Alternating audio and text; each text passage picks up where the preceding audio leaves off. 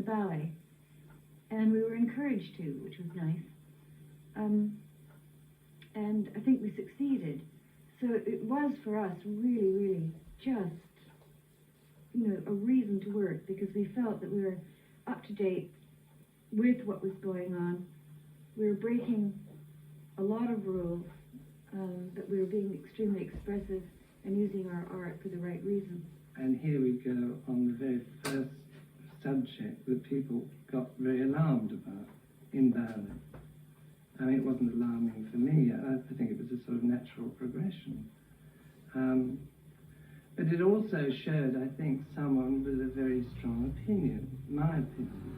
I think a lot of people thought I was too young to have an opinion about what ballet should be about. But certainly Lynn helped me tremendously, and she was just wonderful in the ballet. We did our run-through for Dame Nanette, and I remember Kenneth coming to the pub after he'd met her, just kind of like this, because Nanette said that she liked it. Madame Nanette said how much she loved it, but she would really like that the rape would take place in the coulisses, you know, off stage, with somebody sort of looking on like that. And of course, that would have been disaster as far as we were concerned. Unfortunately, being the great lady that she is, she didn't insist. It was just a sort of feeling that she had. He was a very honest, down-to-earth, creative person. He didn't think of his public at all. He only thought of what he wanted to do.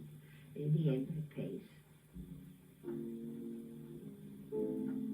I think the invitation in 1961 was a profoundly revealing work, because he was daring to talk about sexuality, and what was, I think, the most important thing of all was that Macmillan was finding a language in which to tell us about the psyche, about people's sexuality, which was both revealing and clearly sprung from classical roots.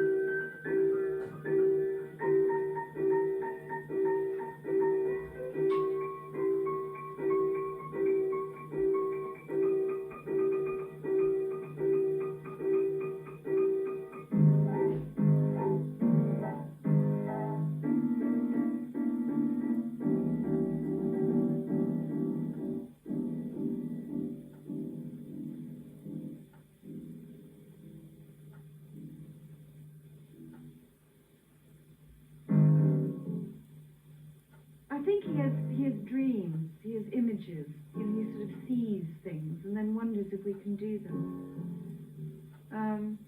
In the rape, where I was meant to be wrapped around, at the end, wrapped around the body of this man, sort of like with my leg up, holding onto my legs like this. And he went, bend your knee, and I bent my knee, and it went this way, you know, which is the only way your knee can go. And he came up and he went, you know, at the back of my knee. He wanted to bend forward like a bird does, you know, like this. He wrapped away at my legs, saying, no, the other way, the other way. Of course, physically impossible, but he had this image of the whole, you know, the knee, and he realized that the knees couldn't go that way, so he had to try for something else. So he does come in with sort of dream images. Depth flowed from him. He couldn't go into a rehearsal room without this wonderful burst of choreographic energy. It was a remarkable talent. In these early years, was there a struggle in your creative mind between creating plotless and narrative ballets? I don't think there was a struggle in my mind about plotless or narrative. I was always drawn to the narrative, really. Of course, I've done plotless works you know, I enjoy doing it, but the narrative I've always been drawn to. One of the earliest ones was Las Hermanas, which I did for John Cranko's company in Stuttgart. And it was based on a Lorca play about a mother with 5 daughters in Spain, very repressive, a very religious, conscious household where the daughters were not allowed out. The eldest daughter was betrothed to a man because she had a dowry, but not known to her. The youngest sister of the family was having an affair with him, and it all ends in tragedy. Again, it was about real people and what they felt. And I felt I had to show that kind of thing in ballet. Because I think ballet is limitless, you know.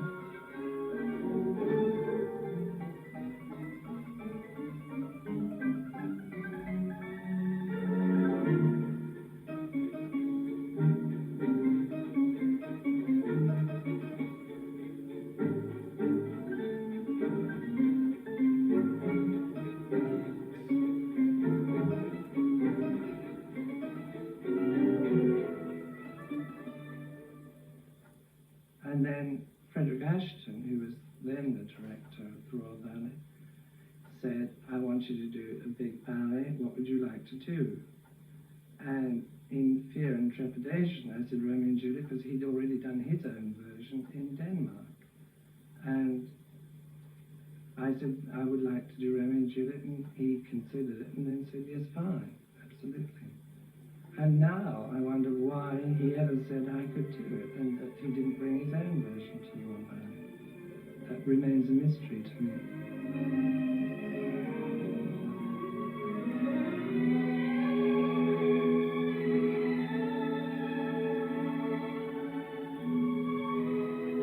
What was very special about that Romeo, and why it has lasted and become, I suppose, the definitive Romeo internationally, was great skill in making pas de deux. And Macmillan had this wonderfully, and in Romeo and Juliet he brought it to perfection.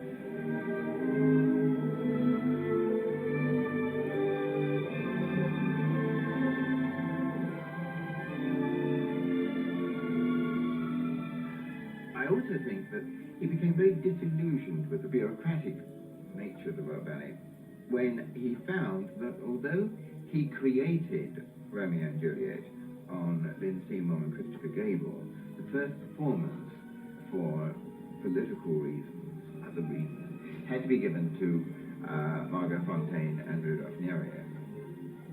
I think he felt manipulated.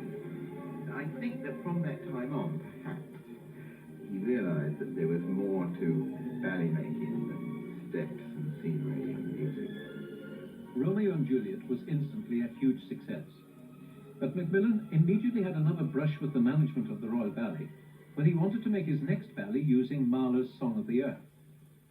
I was never directly talked to by the board, but certainly the message came from the director of the theatre that they thought Song of the Earth was not suitable to be made into a ballet, and they were not going to allow me to do it at the Opera House. There are so many things that come into it that really have nothing to do with the choreographer. They've got to do with the theatre and the orchestra and the time allotment for everything, and also the balancing of programs. It's all so complicated, it takes half a dozen boring interviews to explain it. So I rang John Cranko in Stuttgart and said, look, I have this idea for Song of the Earth. I'm not allowed to do it at Covent Garden. I'd like to do it for your company. He said, well, come straight away. And I did. And it was a huge success, and within like 3 months it was performed at the Opera House, which was sort of ironic, really. And there's also some self-satisfaction, I should Oh, say. absolutely. I mean, I crowed inside. When Song of the Earth did reach the Covent Garden stage, Sir Frederick Ashton was still director of the company. My relationship with Ashton was a strange relationship. When I was a dancer, he was very kind to me, we got on very well together, and actually it was in his rehearsals that really I thought that I could become a choreographer, because when he was choreographing something, he would ask me to come and sit next to him, and he would say, what do you think of this, or what do you think of that? And I found that very flattering, because I was a young man, and for this great man to ask me those sort of questions was sort of overwhelming. But I did get the idea, well, if he thinks that, well, maybe I could be a choreographer. When I became more successful, I think the relationship became a bit strained. He wasn't always as open with me as he had been before. I understand he could have been upset and jealous that a young man was stepping on his toes right behind him. Was there great rivalry between Kenneth and Sir Fred? Oh, I don't know about that. I mean, rivalries everywhere. We wouldn't get anywhere if there wasn't any rivalry. It's among the dancers and among the choreographers, among the staff. It's everywhere. We're all rivals. We wouldn't arrive if we weren't. I mean, if you go and watch the Olympics, they're all rivals, aren't they? Healthy competition. Mean anything. Competition, you must have it. And they soon forget it at a party. I've watched them all. I didn't feel close to him anymore, and I would go to him for advice, and he would be very non-committal. And finally I got this offer to go to Berlin, and I went to him and I said, you know, I've been asked to go and be director of Berlin, what do you think? Hoping he would say, don't go. But he didn't, he said go. So I did. In June 1966, Macmillan went to Berlin to direct the ballet company at the Deutsche Oper. Among others he took with him from the Royal was, naturally, Lynn Seymour. We had gone there as a result of feeling that our artistic aspirations had been sort of outraged by boardroom, opera house sort of politics. Macmillan's 3 years in Berlin were not happy ones. Berlin was horrible. The audience loved to boo. I mean, they booed everything I ever did there. I think they booed everything. And they still do. I was very unhappy in Berlin. The wall was very much in evidence then. It was very restrictive. I had no German. I was very lonely. I didn't like it at all. I started drinking a lot, which led to actually a breakdown in my health. I mean, I became an alcoholic, really. And how did you crack that? By becoming ill, and the hospital saying to me, if you don't give up drinking, you're going to die pretty soon. So I had no alternative. I didn't want to die. Macmillan returned to Covent Garden as director of the Royal Ballet in 1970, when Sir Frederick Ashton retired. But it was not the return of the prodigal. I wasn't welcome at all. Ashton had been a great favourite with everyone, and he'd gone. And I think everybody missed him, and I think everyone was very suspicious about what I was going to do with the Royal Ballet. I think they thought I was out to destroy it, really, but I wasn't. The first new ballet he gave the company was a full-length Anastasia. It was based on the true story of a woman in a Berlin clinic who believed she was the sole survivor of the Russian royal family murdered by the Bolsheviks. He loved dealing with subjects that could be related in a contemporary way. And exploring that aspect, but just with a little cover of maybe 50 years or 100 years, or, you know, not too long, but always something that could be related to life now. And certainly it's more private and darker aspects. But Anastasia got bad notices. It was the first time that I had received such unanimous hostility. I think really the only critic that liked, two critics that liked the ballet wrote for the Financial Times. I think every other paper in England hated the ballet. I can't think why, actually, now, except it was very un-Ashtonian. There was a basic conservatism and almost a complacency about certain parts of the public. who don't want it to be anything than as it was. They know what they like what they know, and please don't rock the boat. Please don't bring in any of these unfortunate people who are the sort of people in the world today. Why should ballet be a 20th century art when it's so happily a 19th century art? I think the decline of the Royal Ballet as a creative and artistic force can pretty much be dated probably from Anastasia. Anastasia was actually a huge vehicle for a great classical company, a classical company that was also filled with fine actors, and it had one supreme starring role for great ballerina. No, I had a real breakdown over that, and I mean, I didn't really work for about 3 months after that. And I lost confidence completely. How did you, in fact, pull yourself out and face a company again? Well, I found the right psychiatrist to help me. I also found my wife at that time, which was, wonderful for me, and she was a great help. Deborah Macmillan is an artist and painted this portrait in oils of the choreographer she married. First time I felt I'd found part of my identity was when I did my very first ballet. The second part of my identity happened when I met Deborah and had Charlotte. So that made me complete, really. It gave me a tremendous sense of security, and she made me see that really the press didn't really matter at all, which I don't think it does now. I did then. I had to go to America with the company, and she came with me, and I was greeted with great hostility there, because Ashton had just left, and they saw me as a figure that might be out to destroy the Royal Ballet. And that was a terrible tour, because there were people planted at the stage door shouting, "Ashton, Ashton, Ashton," every time Kenneth came out of the stage door.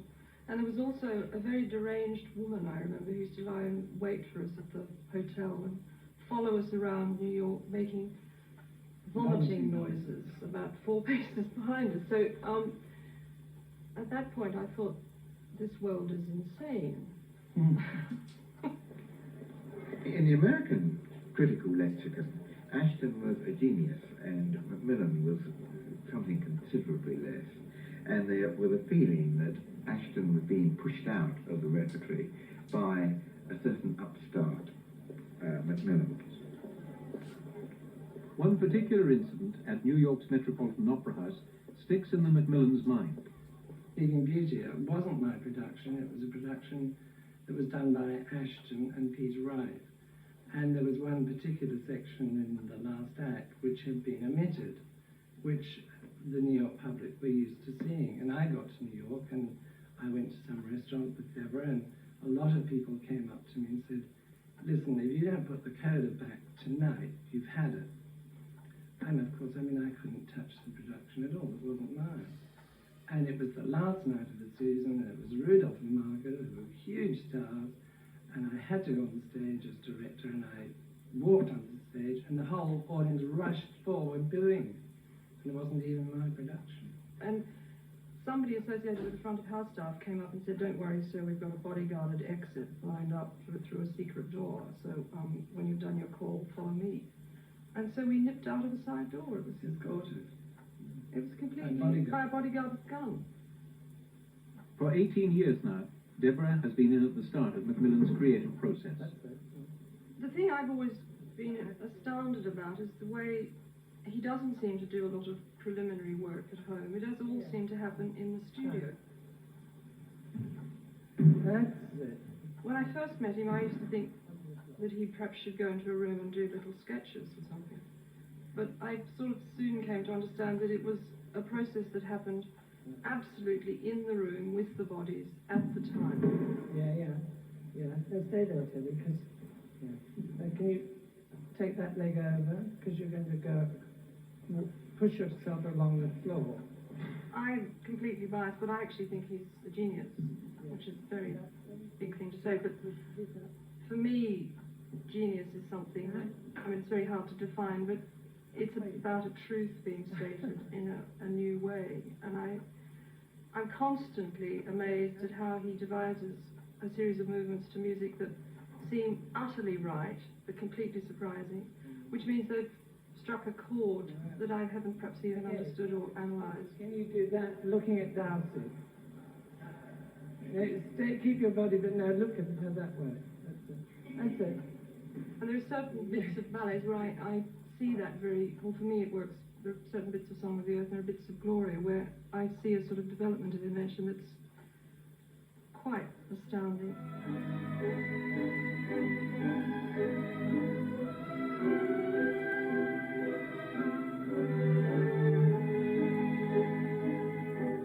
It was inspired by Vera Britton's book Testament of Youth about the waste and the carnage of the First World War. And I juxtaposed that theme with the Poulenc Gloria, which praises God. You know. And I thought that was a very ironic way to do it.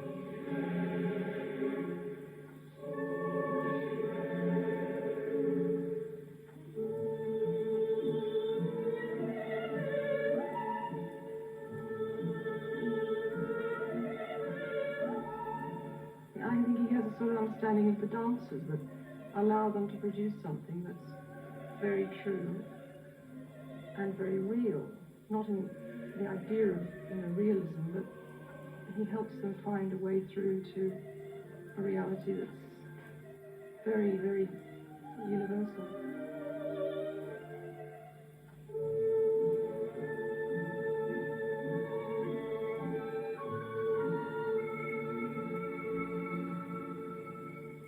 And also, it's his extraordinary response to music, which constantly amazes me. I think it's really astounding. Because sometimes I'll hear him listening to a piece of music and I'll think, oh, I don't know about this one.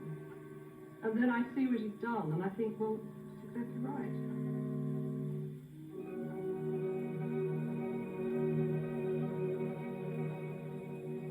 Every choreographer is different, of course. There are ones who can read music, who analyse it in a very professional way. I don't, and I don't want to, because I want the emotion of the music to move me. I don't want to know the mathematics of how it's made. Undeterred by the almost universal hostility to his full-length Anastasia, 2 years later, Macmillan, as they say in the ballet world, gave the Royal Ballet his full-length Manon. He was in trouble again from some critics, but the audiences loved it. A lot of my ballets come from literary sources, and I'd read the Abbé Prévost's book about Manon Lescaut, and I'd also seen the opera, which was written by Macmillan, and I got the idea really from reading. A lot of people think it's not very good to take from literary sources, but I don't care. Once again, his designer was Nicholas Georgiadis.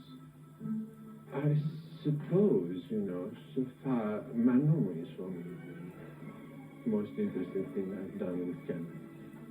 I use something which is very near me in the contrast of something terribly poor and degraded with some very Greek. I mean, I remember it very clearly, at one moment when I was sort of fumbling about for ideas, he said, I see it all surrounded by beggars. And that clicked with giving me an idea, making me use that thing that for years I've been thinking about. It's marvelous to contrast things which are desperate with things that are very, very sumptuous and luxurious. In 1977, Macmillan resigned as director of the Royal Ballet, and the next year he celebrated his release from the burden of administrative worry with Macmillan, the story of the mysterious double suicide of the drug-addicted Crown Prince Rudolph of Austria, a role created by David Wall, and his young mistress, Mary Wetzera, Lynn Seymour.